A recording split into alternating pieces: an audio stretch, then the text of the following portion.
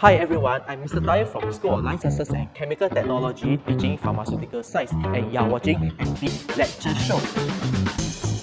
Ever wondered how a cream to treat skin conditions are made?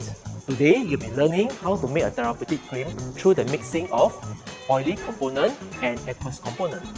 To create oily face, we'll use emulsifying wax, beeswax, olive oil, and mineral oil. For the aqueous phase, glycerin and distilled water are essential ingredients. Now, all the reagents are already weighed and added in the correct proportion.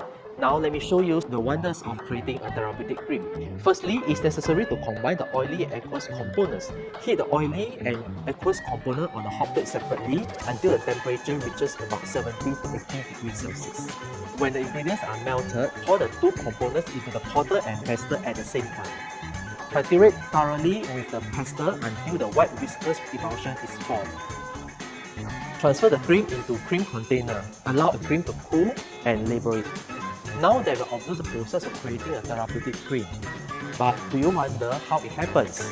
The key lies in the incorporation of emulsifying wax. It's important to maintain a proper consistency, neither too runny nor prone to leaving stains on the skin.